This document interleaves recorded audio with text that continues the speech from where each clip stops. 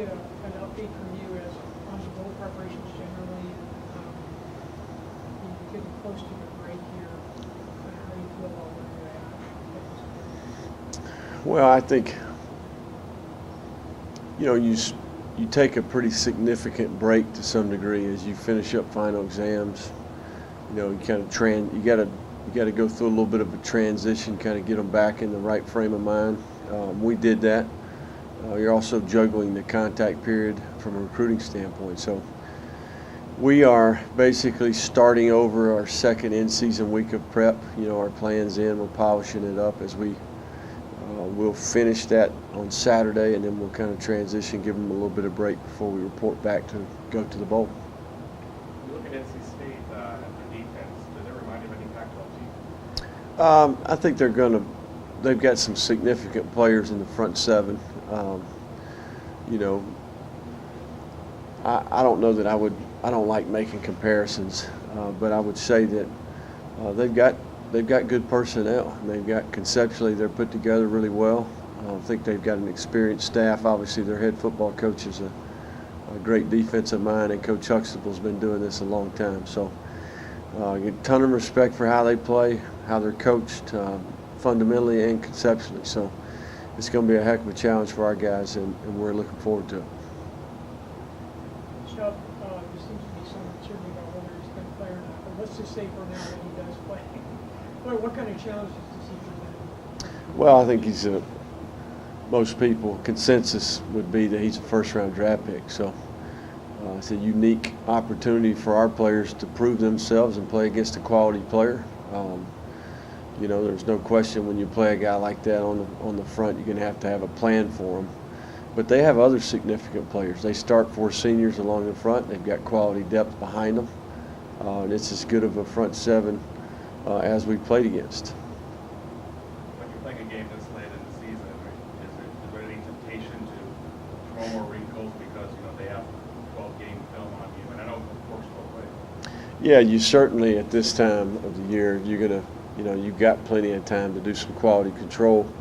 You got some time to do some research. You take a good look at their entire season, and you pull some things off the shelf maybe you hadn't used in a while. So our staff's done a great job, managing our time. We've been efficient. I think we put together a good plan. We'll continue to polish it up, add a few things here or there. But we've got a good group of coaches, and they've done a great job planning so far.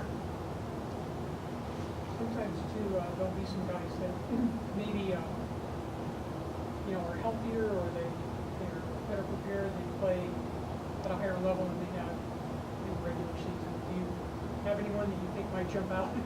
Well, right. We're going to continue to feature the players that we've featured in the past. There's no question about that. It is an opportunity for a young player to make improvement, and I think we've seen some of those guys that have played well for us late in the year. They continue to get better. Their coaches are doing a great job with them. The bowl game is kind of a season within itself because you take such a significant break. You kind of got to get your kids recentered and focused and get back into that in-season groove. And I think it's a unique challenge. It's one that you kind of research and strategize each year. What's the best way to do it? And I think we've got good experience on our staff, and certainly Coach Graham's had great experience in bowl games in the past. You're lucky enough as a coach, you have the quote-unquote good headache. As trying to figure out the wide receiver rotation, has that been a good headache in your own?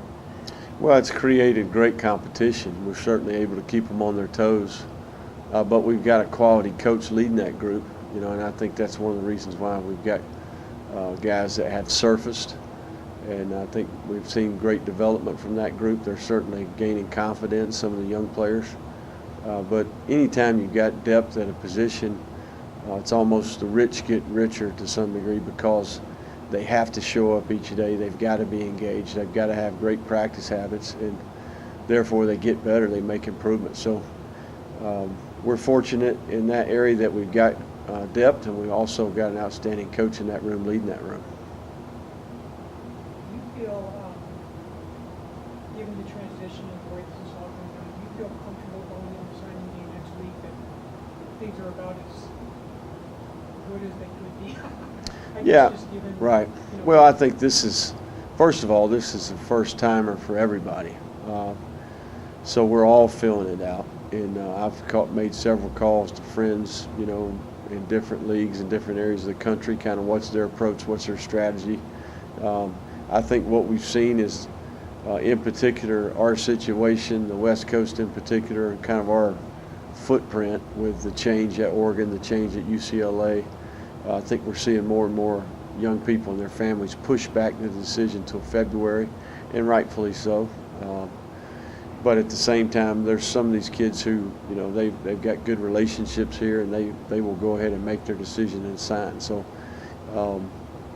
you know, I think we'll kind of reassess where we're at after the 20th, and then develop a strategy going forward. So, I think everybody's kind of running into the same issues here or there, and it's who's going to manage those issues and come up with the best solutions going forward that'll benefit.